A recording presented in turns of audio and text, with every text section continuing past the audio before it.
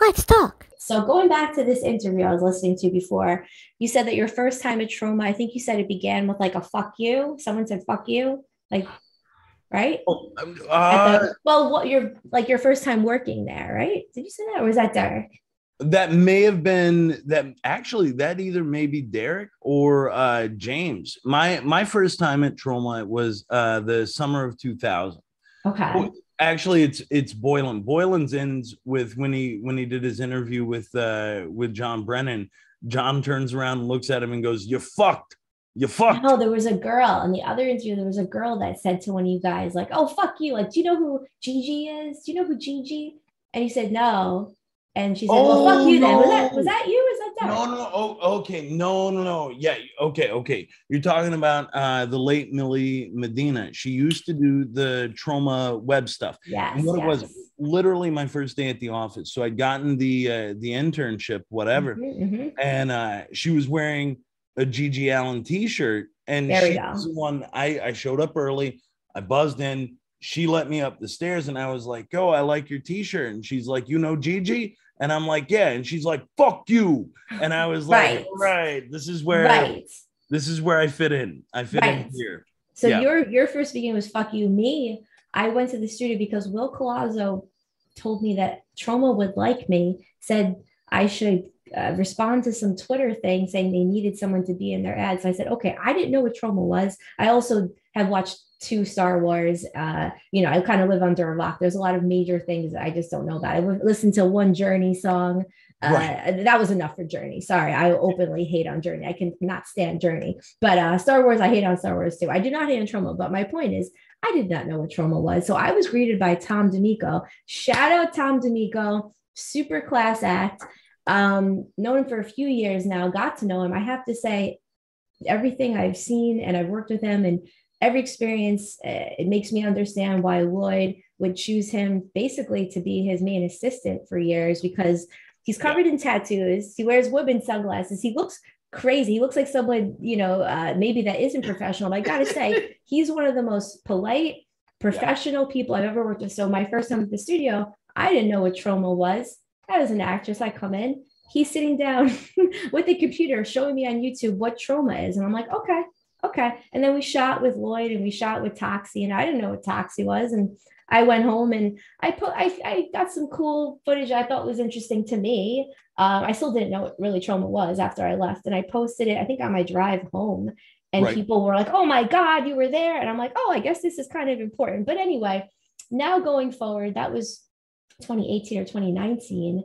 Right. I'm acquainted with Troma and gave me DVDs, and I think I might have bought some DVDs, and we did Troma Now commercials. So now I'm very familiar, but Tom is amazing. And Lloyd was incredible. He's funny, he's interesting, he's on point.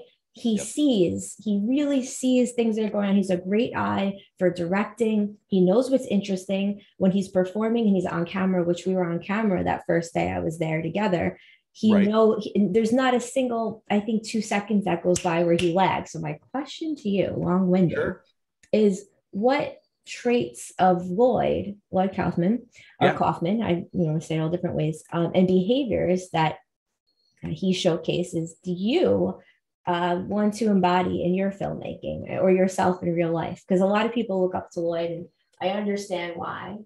So Yeah.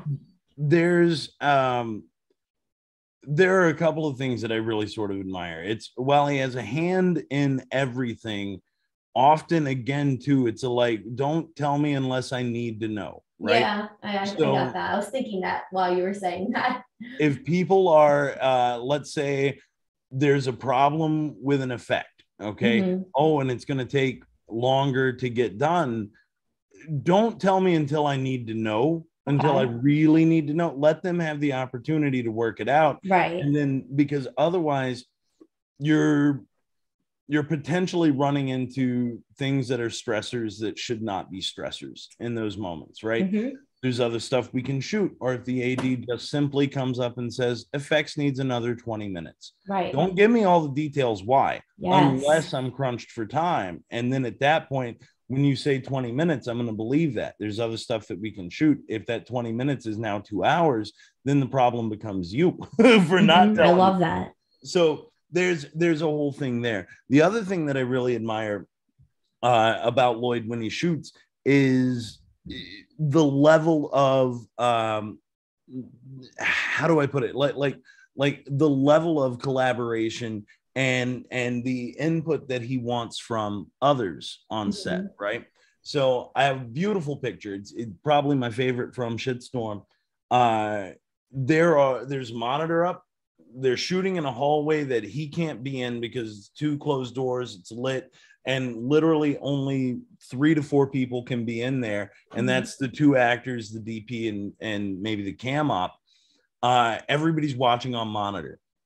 However, in this picture, he kept pulling people over. He pulled over, script, he had to be there, but like he pulled over the script supervisor, he pulled over the PAs, and he starts stacking all of these people in front of him. And you've met him. He's not the world's tallest man. No. But he is careening his head over this group of people that he's just brought in and stuffed in front of his monitor. And then he's careening his head over them to see the movie that he's directing. Wow. Interesting. Now, the reason why I think he does it, I've never asked him about it. I probably never will.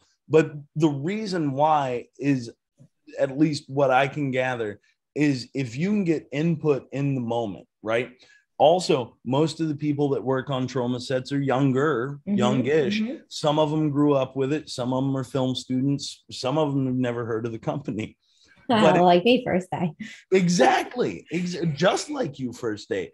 But if you can get a little bit of input from all of those people while you're making your movie, it can help you figure out a road. It can help you figure out a path. And there are so many times where even as an art PA on that, he would come up to me and he would, how does it look to you? How does it look?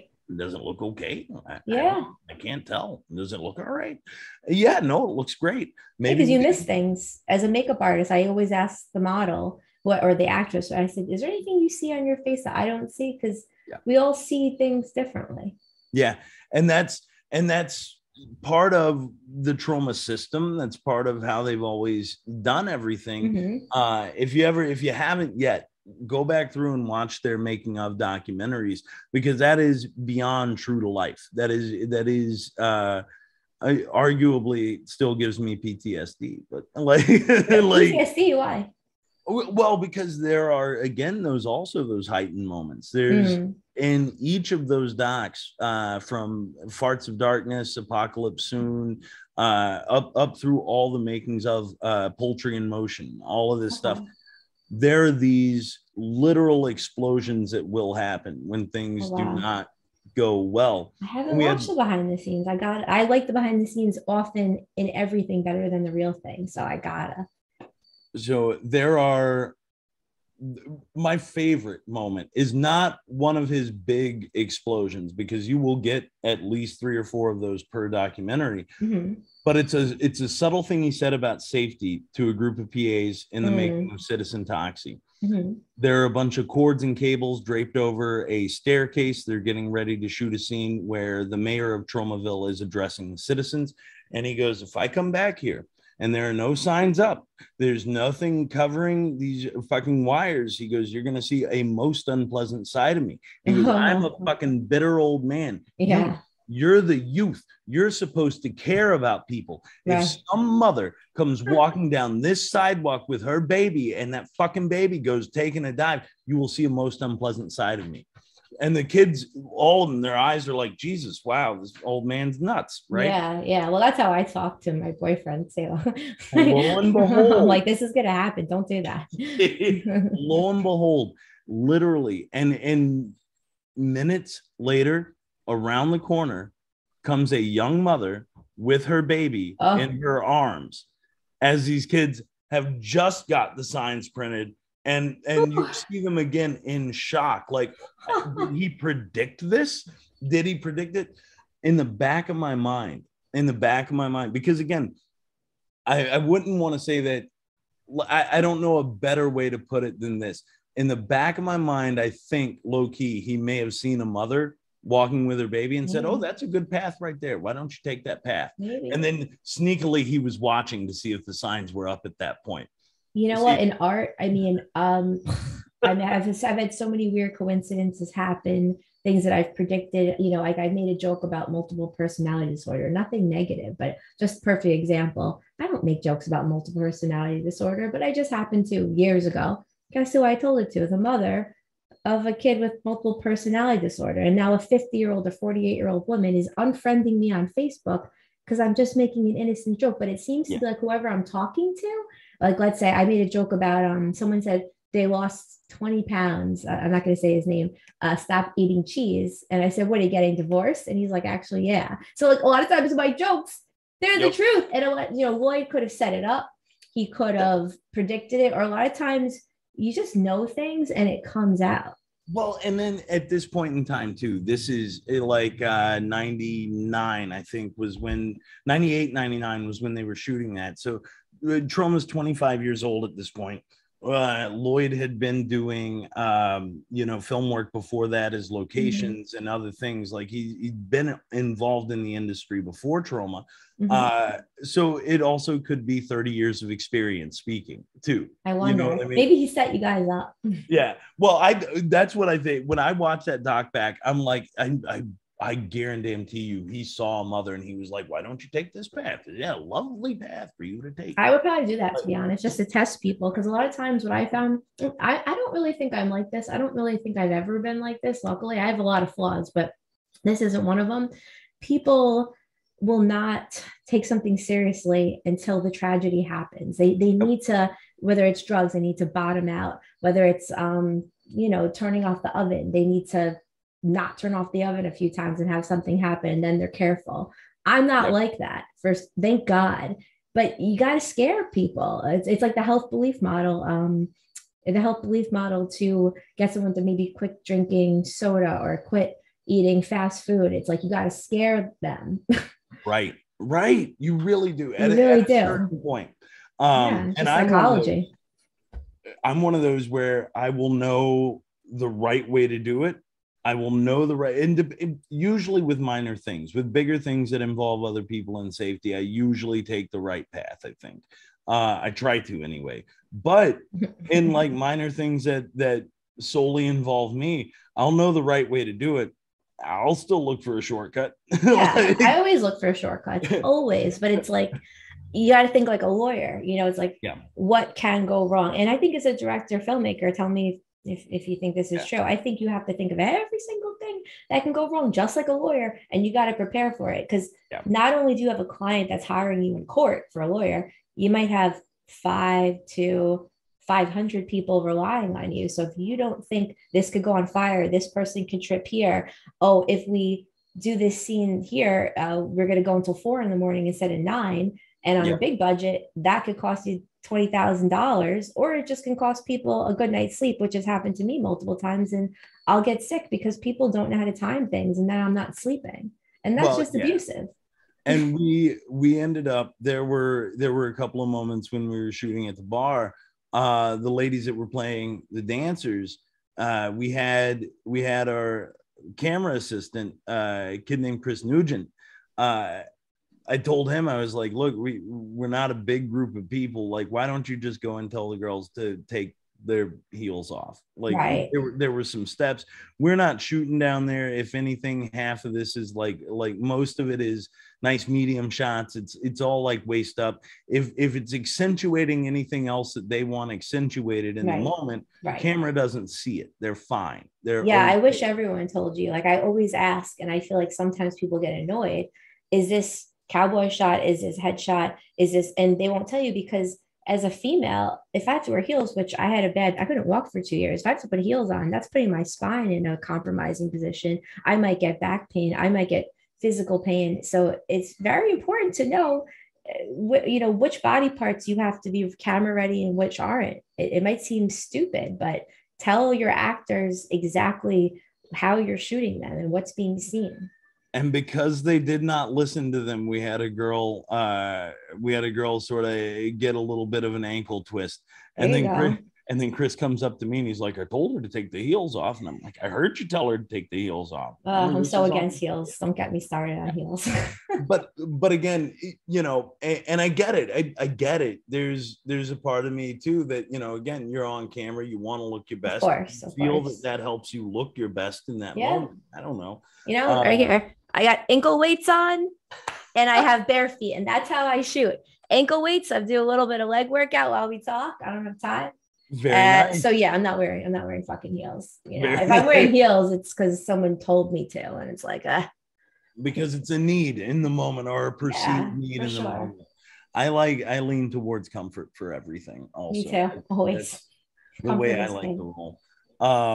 But you know, little things like that. So I pull a lot from that. And a lot of times you sound like a lunatic when you say certain things. Oh, well, if we don't do this, then this will happen, or this will happen, or this. Not to me. I think you sound like a lunatic if you don't.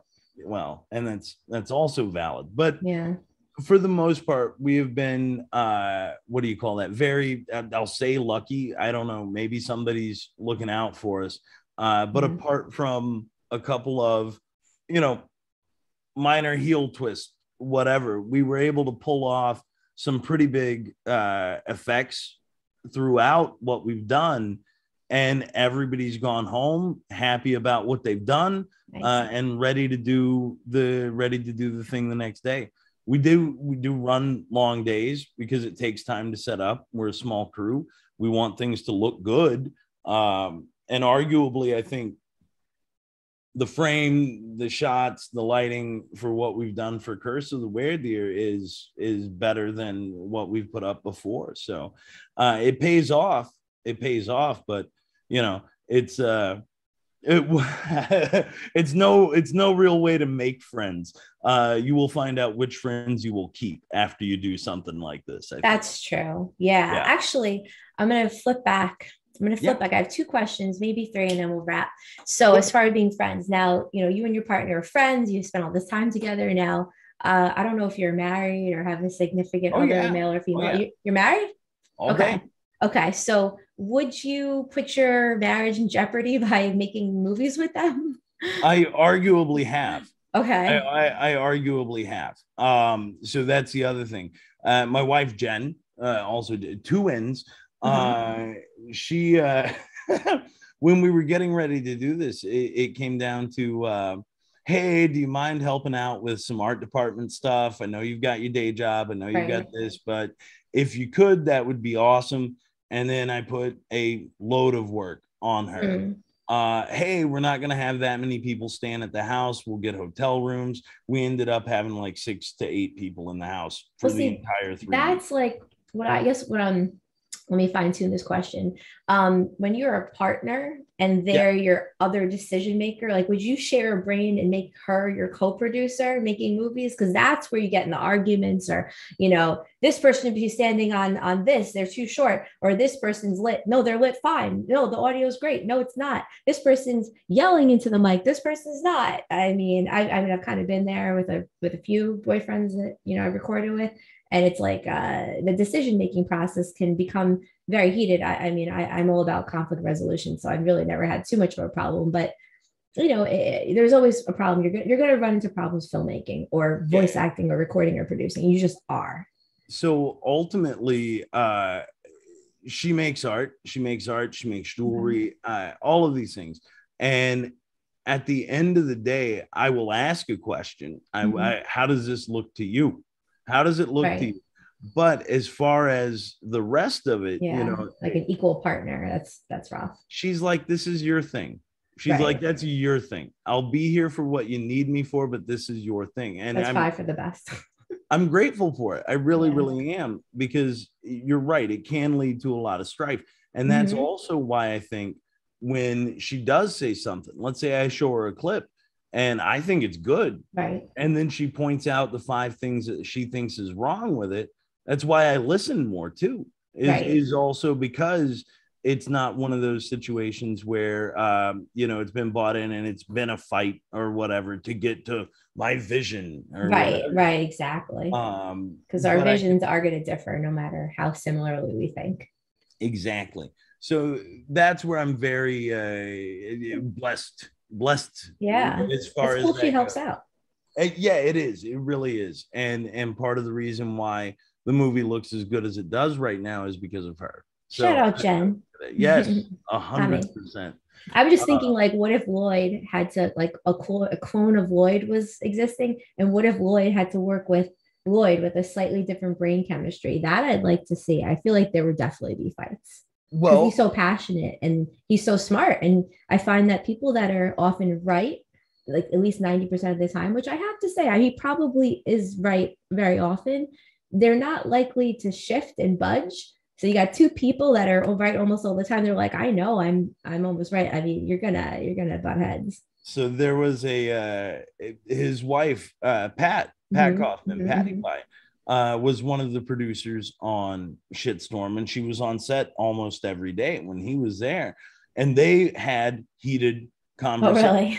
Oh, See, I yeah. came on right when Shakespeare was being edited. I came in and I was brought into the room when it was edited, and the whale was throwing shit out of the boat. And I was like, this is cool. Sebi was editing. I was like, Yes. this place is cool. I don't know what it is, but it's cool. But they got in big fights, I guess, or not fights, but heated arguments, I guess. There were Or heated heated moments, discussions. yeah, absolutely, where he would want a thing and she would be like, not so much. If Right. you watch Return to Nukem High Volume 2, they actually do a fourth wall break, Oh. and it's Lloyd and Pat inside the editing bay. And at one point, she goes, "Not in my movie." And Ah.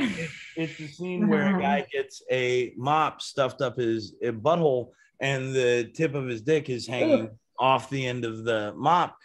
ooh. So the compromise that they made is this beautiful fourth wall break where they're watching through, and you still see the scene, but you also see the conversation, right? Interesting. And so there's Lloyd defending, well, this is my mark as an artist, as an Mm-hmm. auteur. This is, he's going through all that.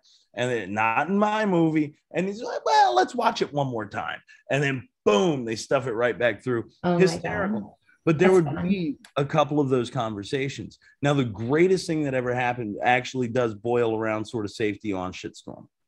Real quick, we had a couple of fires There's a pop. lot of shift. She has safety. There's hypothermia. I know a girl, she got hypothermia supposedly, Yeah, and they yeah, didn't yeah. even use her footage.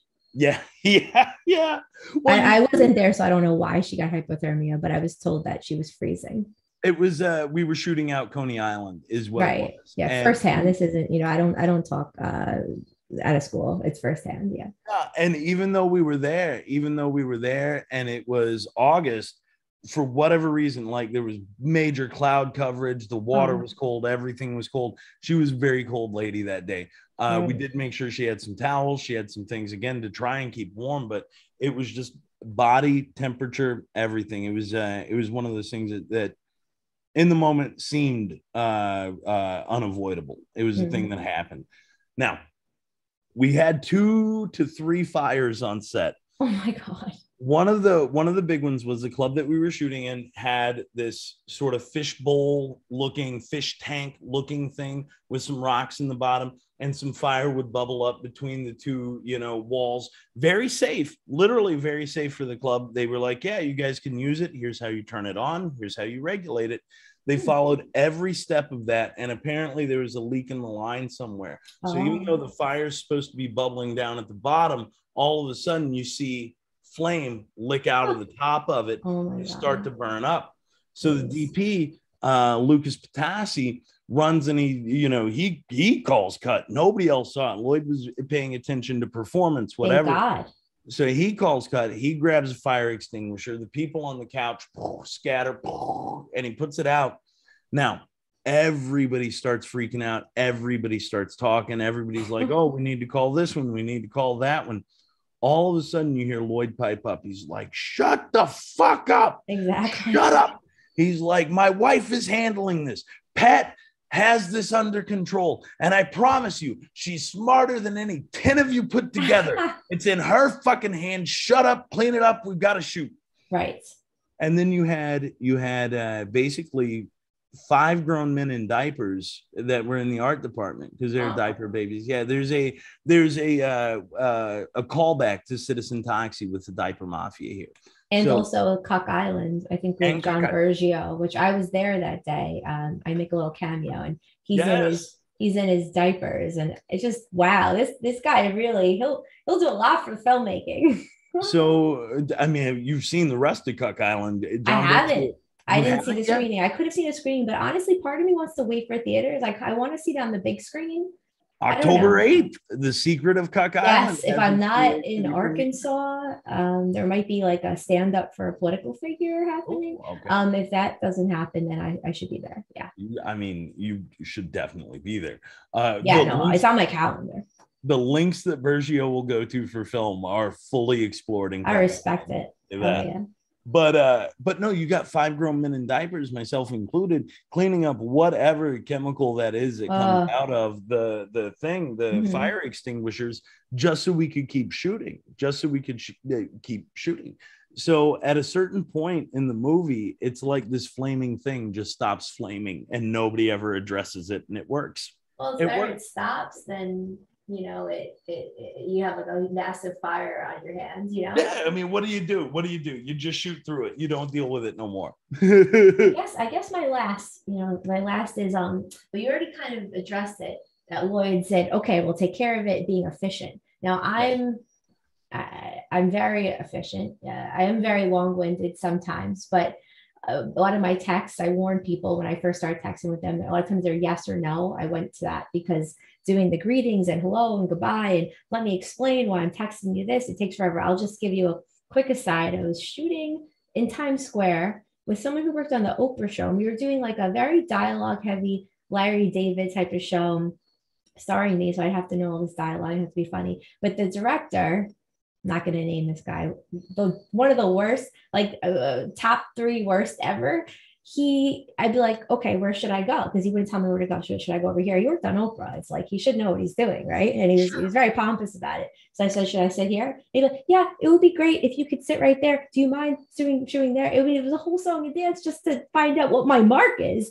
For me, it's like if I'm directing somewhere, even a photo shoot, stand there, say right there. I'll even put an X there. It's just two words, like Sam Zhang. Shout out to Sam Zhang, one of the most Yes. efficient people. You say, he'll just so copy it, short on words. He gets stuff done. Unbelievable. I mean, this guy's, I hope he goes real far. So what are your thoughts on being efficient on the set and also in real life? I'm a big fan, the one word answers. And this goes for you too, as well as my parents. If what I send you in a text or a call or anything, if it doesn't require a response, I want you to live your life, sweetheart. I don't want you texting me back. You don't have to. Just, when we make a real life appointment, just be great when I'm with you. We don't have to have this song and dance. It's really, I need to have a pair of pants that says just the facts, ma'am, just the facts. Just I don't need all these explanations. What time do you want to meet? Well, a lot of women, it's more women than men. I'm sorry. They'll say, well, I have to get my nails done at 4 and this at 2. And, I'm going to have to go to the bathroom at this time and this. And it's like, what time are we meeting? Like, my Yes. God. So thoughts on efficiency in filmmaking, because otherwise you're never going to get this movie made. So Sam shot Weird Deer. He I shot heard Curse of the that. Weird Deer for us. You're And lucky. very, very. Yeah. However, I will also say this as far as efficiency goes. Mhm. I'm a fan for the most part. There does come a time though when the level of preparation that you put in is one thing, okay? Mhm. Mhm. But you have to be able to be a little bit flexible with that as well. Because what if that moment, what if that gives you something that you didn't expect? Do you Mhm. see what I'm saying? And so, Mhm. like, when it comes down to filmmaking, if you're looking at things like lighting setups, if you're looking at the time that it takes to do something, it's always best to stick with your plan. It's Mhm. always best to Oh, you execute got to be there. flexible. But if there is a moment where you're like, man, how long is it going to take to set that up? 20 minutes? We can afford 20 minutes. We can afford 20 minutes. It's going to be great. I Yeah. also have a tendency, and maybe this is a little bit of a scatterbrain thing. I like to find things in the moment, like Mhm. throwing ping pong balls from somebody's vagina. I think that's hysterical. It wasn't in the script, but in the moment, I knew we had them here. I knew Yeah. we could get them there. and I knew we could make it happen, and it wouldn't be too much to ask. And it makes it funnier. It makes it funnier. Oh, always improv. I feel like you always want to be in the moment and be involved. I guess what I'm thinking is the words. Yeah. You know, it's like, excuse me, you know, you have to throw the ping pong ball at your vagina. You're going to be a little more long-winded because you probably do want to have a little bedside manner. So it's a really bad example. But let's say, hey, we want you to raise your right hand after he says go. Yeah. Just say it as quickly as possible rather than hand a 10-minute thing.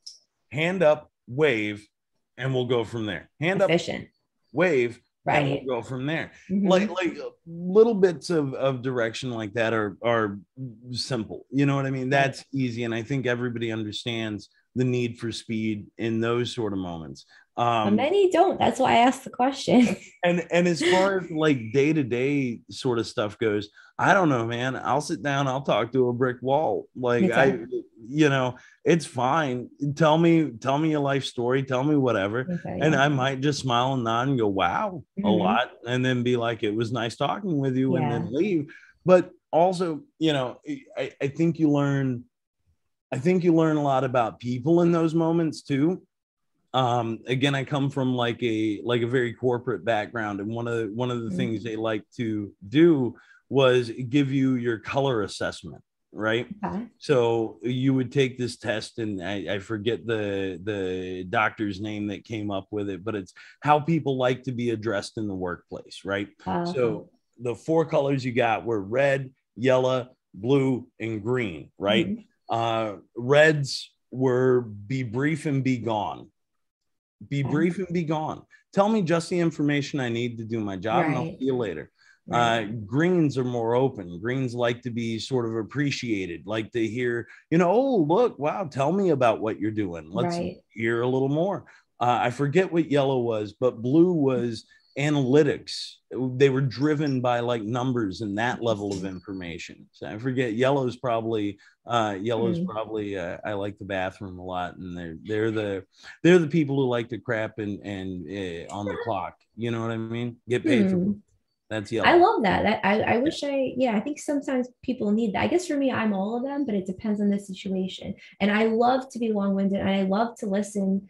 And that's why I limit texting as much as possible, because the less I text, the whole time, obviously I've been off my phone. I mean, I guess you could do a recording. I could be texting. I mean, I have seen it happen in the middle of podcasts. Many times people are like texting. It's super crazy, but you know, the more you put this down, the more I can be here with you. And I'm having such a good time with you. So, and that's a huge thing too, right? Like it's a level of being able to kind of give yourself to what's happening in the moment. Again, very much centered on that. So, yeah. So final thoughts. I want you to list where we can find you, website, name, Instagram, all that, so people can find you. And any final thoughts you might have for It Came From the Radio, for what are you going to do for society? Closing thoughts and socials. So, well, first we'll start with where we're at shit.house.productions on Instagram. I'm in my inbox there. I am yarn_Yeti. If you want to reach out to just me directly, I run both of those. Google, look up, I don't know, whatever you do on socials, find the hashtag Curse of the Weredeer. We're, again, the only movie about a weredeer you'll ever need to see. Were-Tiger coming up. I mean, look, we'll get to that another time. I've seen some of what you've been doing, and I'm going to be a Were-Tiger. Heavily involved. I know. Maybe Were-Tiger and Weredeer can have a mashup. Just a thought. Were-Tigers, they kill the bad guys, they eat them apart, and Weredeer, and then the Weredeer and the Were-Tiger. I don't know. Finish your final thought. You write a sequel, and we'll talk. That's what I'll say to that. Other than that, I mean, again, the movie's gonna be out 2023. Awesome. We're gearing up for some additional principal photography at the end of the month, and right now things are going really well. Going really well. I keep waiting for the other shoe to drop. We'll see what happens. I hope not. No, me neither. I mean, listen, like me neither. But you know, you prepare, right? Yeah. Prepare for the worst, hope for the best. And then I'll leave with this. and it goes back to what we were talking about at the beginning. If you think you can, then just do. You know, you don't have to be in these hubs, in these centers. You don't have to have a bunch of fancy lights. You don't even have to have like a fancy camera.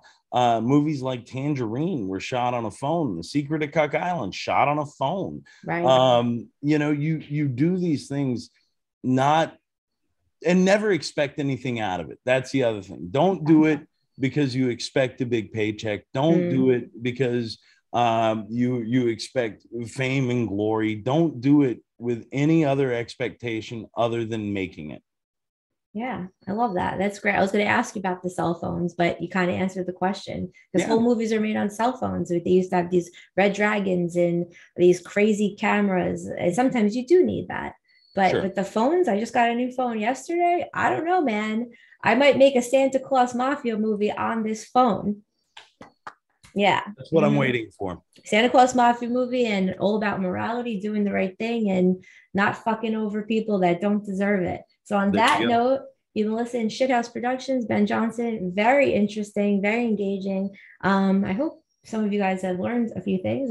I learned a few things myself. Always try to learn new things. There's always more to learn, even though I'm 500 years old. And as I keep getting older and smarter, the people keep getting dumber. That's my vampire persona. Very shitty version of that because I'm falling asleep. So, all right, man. Thank you so much. No, and, thank you. Yeah, we could keep this going forever, but can't wait to see Weird Dear. Super exciting. As I said, I was like captivated right away that night with Gabe and Tom. Shout out Tom and Gabe. And yeah, we'll see you later. Thank you. Thank you. And now we will end the